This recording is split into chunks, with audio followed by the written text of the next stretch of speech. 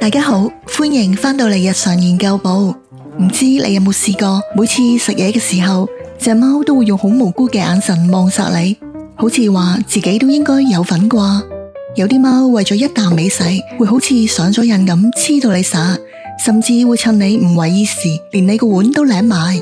但亦有啲貓平時對人類嘅食物完全冇興趣㗎，但偏偏就對你剛啱買返嚟嘅炸雞或者壽司虎視眈眈。雖然好多主人都知人類嘅食物未必啱隻貓食，但見到佢哋一副好想食嘅得意樣，相信好多人都心軟過。今集我哋就嚟傾下從屋企常見嘅食物開始，分開唔同類別，睇下邊啲食物對貓係安全嘅，邊啲只係間中俾佢試下，甚至一次就夠。仲會分享點食法同食幾多先穩陣，記住睇到最後啊！如果你係第一次接觸我哋呢個頻道，主要係探討生活同寵物嘅有趣話題，有你哋嘅支持，我哋至可以持續向前。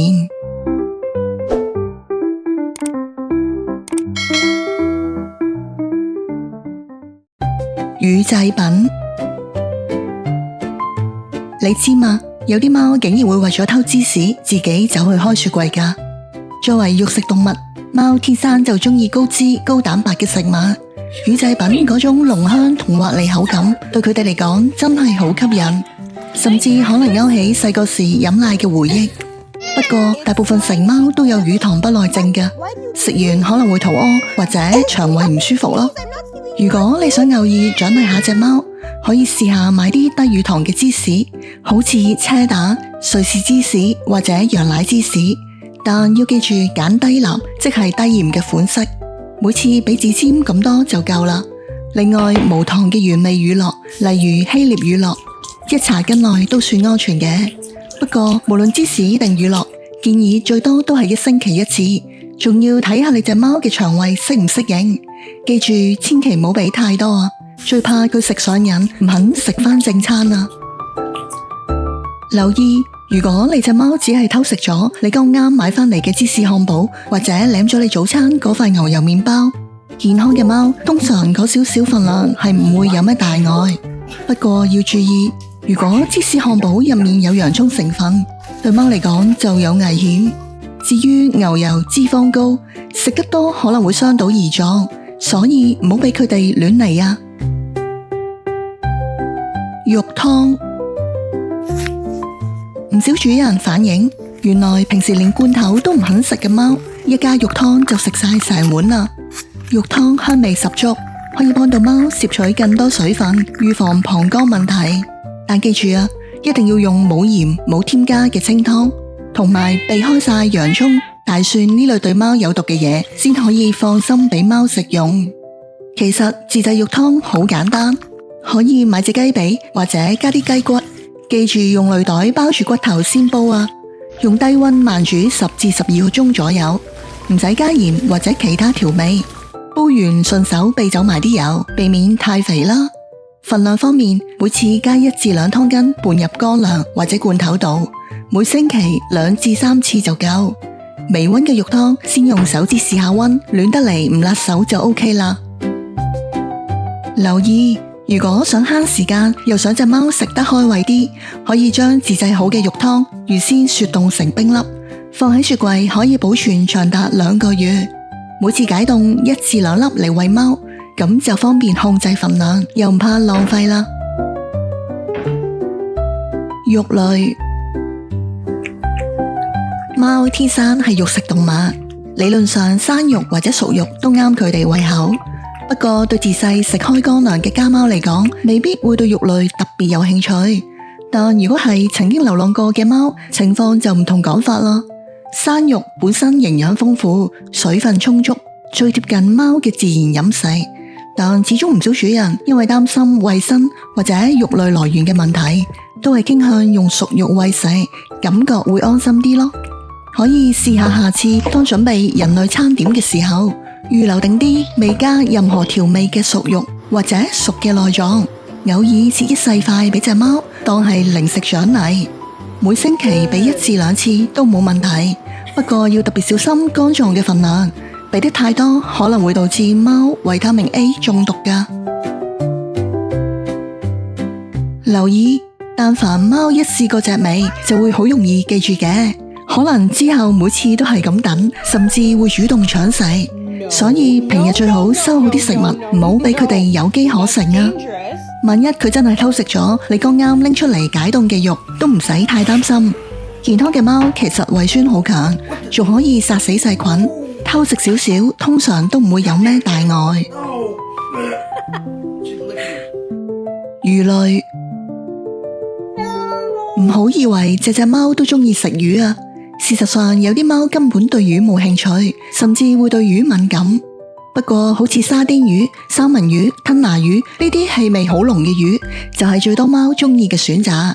如果你想試下餵魚，最好就用清蒸或者水煮，徹底煮熟，唔加鹽，唔落調味，仲要記得去晒骨，因為煮熟咗嘅魚骨會變硬，又容易碎，好容易卡住喉嚨，甚至刺穿腸道。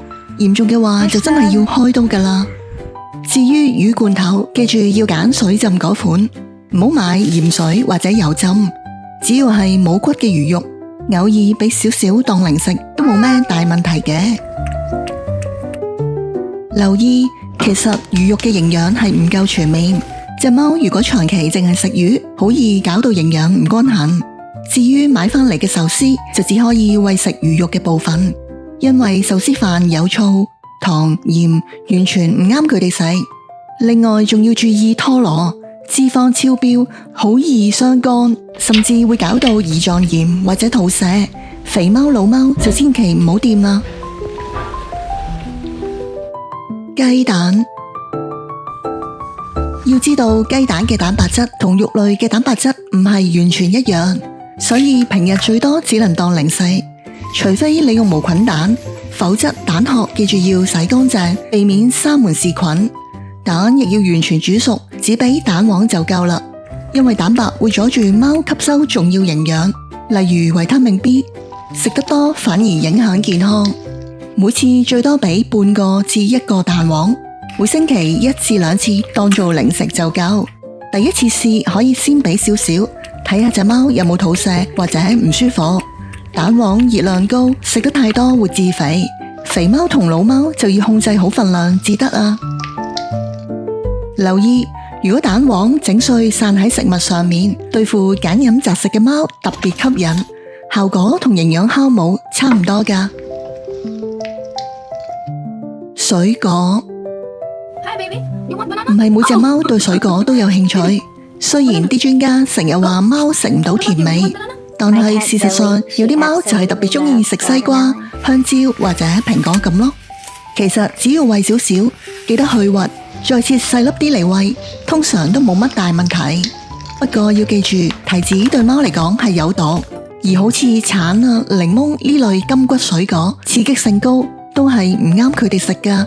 所以如果隻貓啱食又中意，你食開時可以分一細嚿俾佢試下都冇壞，仲可以將水果切成細粒雪凍佢，熱天時有啲貓可能會好中意噶。留意，有時貓真係會去到一啲關鍵時刻，例如年紀大到咬嘢都冇力，或者剛啱出院，乜都唔肯食唔肯飲時，呢個時候可能就要靠佢哋特別中意嘅水果喺入面加藥，幫助佢哋快啲康復。蔬菜，比起肉，有啲貓真係好中意食菜㗎。其實貓對菜冇乜生理需要，佢哋缺乏分解蔬菜嘅酵素，食咗都未必吸收得到營養。不過食少少都可以幫助到便秘同改善腸胃功能嘅。喺咁多款蔬菜入面，南瓜可能係貓最好嘅選擇，溫和又安全，對腸胃問題特別有幫助。而紅蘿蔔、蘆筍、西蘭花呢啲相對安全嘅蔬菜，間唔中當零食俾佢哋試下都無妨。至於生菜，雖然都可以食，但同其他深綠色葉菜一樣含草酸，食得太多嘅話，長期有機會增加尿結石風險。當然，洋蔥、韭菜、大蒜呢啲對貓嚟講係有毒嘅，就唔使多講啦。要知道，貓原本嘅尿液係偏酸性，咁樣先可以幫佢哋防止細菌滋生同埋結石形成。但大部分蔬菜都係鹼性食物，如果食得太多，就有機會改變尿液嘅酸鹼度，令貓好容易出現尿結石或者尿道問題。留意，你會唔會都試過隻貓好鍾意你食緊嘅薯條啊？甚至會走埋嚟想搶食。其實薯條對貓嚟講真係完全冇營養價值，只有多餘嘅熱量同大量鹽分咯。佢咁細隻，你俾少少，對佢哋嚟講都已經係過量啦。穀物，而家好多乾糧都有穀物成分，貓對呢啲經過烘焙或者煮熟後嘅香味會覺得既熟悉又吸引。你可能都試過啲飯都未食完，隻貓已經偷食咗2啖，又或者係咁想舐你碟意粉，甚至連你披薩嘅麵包角都唔放過。好消息係，偶爾俾佢哋食一細啖白飯或者麵包邊，只要完全煮熟，冇鹽、冇糖、冇牛油、冇蒜粉，一般都唔會對健康有咩直接影響。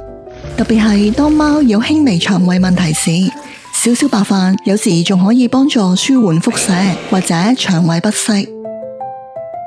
留意，穀物絕對唔可以當做貓嘅正餐㗎，食得多只會增加肥胖、糖尿病甚至消化問題嘅風險。另外，人類食用嘅意粉、米飯、麵包、披薩呢類穀物食品通常都含有麩質。雖然貓對麩質敏感較少見，但部分貓可能會對當中成分出現反應，例如痕癢、脫毛或者長期軟便。零食，人人都知零食唔健康啊，但總係忍唔住口，連貓都係一樣。好多貓一聞到你睇 Netflix 睇波或者打機時食緊嘅薯片、粟米片、蝦條或者爆谷味，就會即刻想黐埋你。點解？因為呢類零食高鹽、高脂，仲有濃烈嘅味精氣味，對佢哋嚟講真係好吸引，甚至會食到上癮。就好似有啲乾糧會加埋啲化學調味劑，搞到你隻貓食到慣晒，想轉其他牌子都難啦。另外，雖然專家話貓其實食唔出甜味，但好多主人都觀察到有啲貓對甜嘢係特別有興趣，例如可樂、棉花糖、糖漿，甚至焦糖嘅香味都會吸引到佢哋走埋嚟，想試一啖。所以你唯有都係睇實啲，盡量用手擋開佢哋，萬一真係偷食咗，就永冇下次啦。不過有啲貓真係太醒，會記住你放零食嘅地方，等你唔為意就偷偷拖走佢，匿埋自己慢慢嘆，到最後逼到你唔買唔食，就係最好嘅解決方法。留意，要記住朱古力會對貓有毒，含洋蔥味、大蒜或者提子乾嘅薯片都一樣出事。至於含酒精嘅飲品就更加唔可以掂啦。總之，人類食得落嘅嘢唔代表隻貓都頂得順。最後，食物並唔係淨係為咗填飽肚嘅，味道仲可以帶嚟快樂同享受。呢種開心嘅感覺，當去到老年身體周身病痛時，食物嘅滿足感甚至可以成為一種精神支柱。喺德國就有間專門照顧臨終老人嘅安寧中心，入面有個做過米芝蓮餐廳嘅廚師，佢專門為院內嘅老人煮懷舊菜，幫佢哋喺臨終前揾返記憶中佢哋認為幸福嘅味道。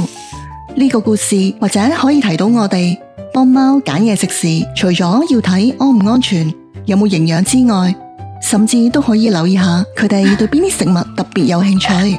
喺安全嘅前提下，間中適量俾翻啲佢中意嘅零食，等佢都享受下口福啦。可能有一日你會發現，佢趁你睇波偷食你塊披薩嗰下，原來就係你哋其中一個最珍貴又搞笑嘅回憶。睇到呢度，你隻貓有冇特別中意想食你某啲食物嘅呢？歡迎分享交流你嘅諗法同經歷，記得訂閱我哋嘅頻道，按讚同多啲向身邊中意貓貓嘅人分享。多謝你睇到最後。